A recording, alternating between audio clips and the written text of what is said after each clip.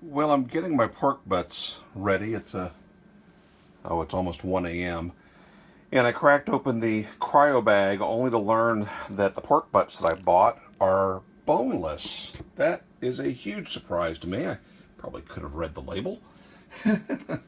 Anyway, got them trimmed up just a little bit, getting ready to add a combination of kosher salt, some fresh cracked black pepper, this Weber Kickin' Chicken blend, which has got a lot of nice spices and garlic, and my favorite, the Killer Hogs barbecue rub.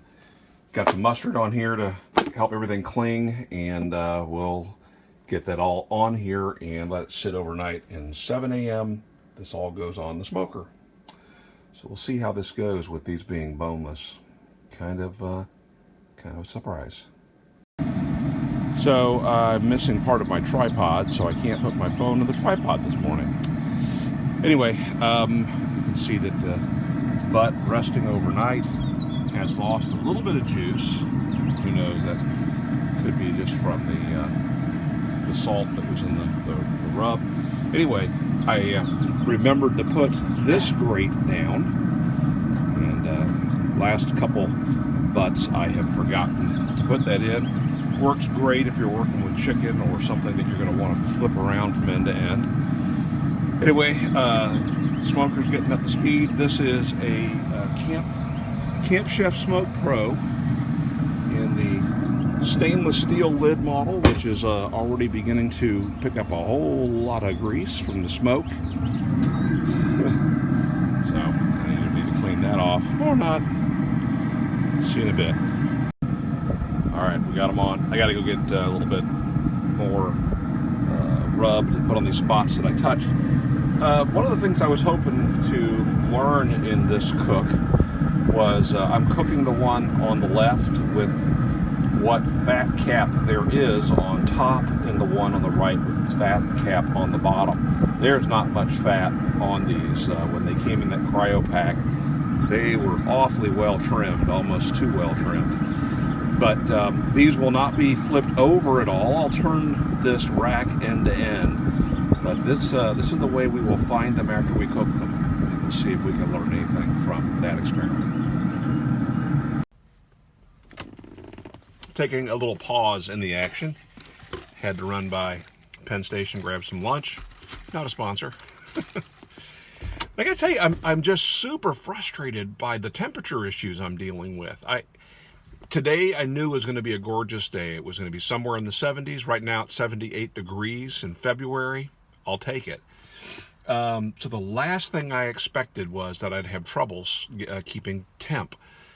What I had to do, because the wind has been so strong, is to rotate the smoker around to try to stop the wind from blowing directly into the input, where underneath the hopper on this style of smoker there is a fan, and that fan then blows down a chamber where the auger is located, the auger that's feeding the pellets to the firebox in the center.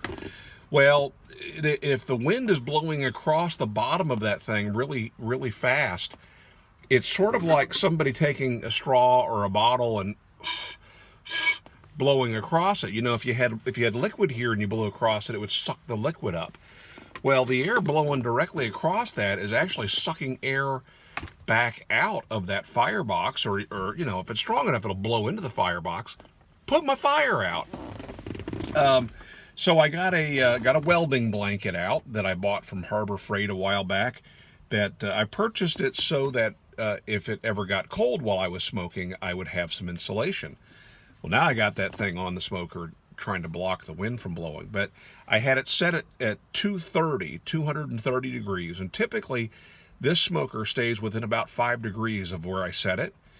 It was 211 and staying pretty consistently at around 211 degrees inside of that the actual cooking chamber. So anyway, I had to crank it up a bit. I've also changed my plans because I was planning on this cook having one of them fat side up, one of them's fat side down, and then that would be my control, and something I wanted to learn this time to see which of those did I prefer. I wasn't planning on wrapping either of them with aluminum foil. I figured that would be another cook. I'm going to do that today. I'm going to wrap one of them here in just a bit, and not to stop it from absorbing smoke, as you might typically want to put meat in the aluminum foil, but in this case to hopefully speed up the process and retain some heat. We'll see how it goes, and I'll check back with you here in a bit. So there's the fascinating phenomenon of wrapping versus not wrapping. Here we're at 197 degrees, and over here on the right we are at 176 degrees. And that is a smaller cut of meat, as you can clearly see. So went ahead and wrapped this because we were having the wind problems. It is now 5 o'clock.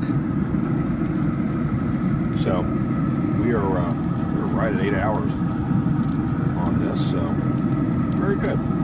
We'll let this one continue on until it gets closer to 200. All right, so let's see how we did. Obviously, this is the one that's wrapped in foil.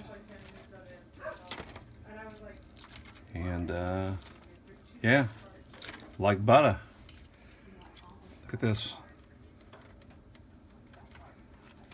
It just goes and goes and goes. All right, looks good. Let's try a little bit of that.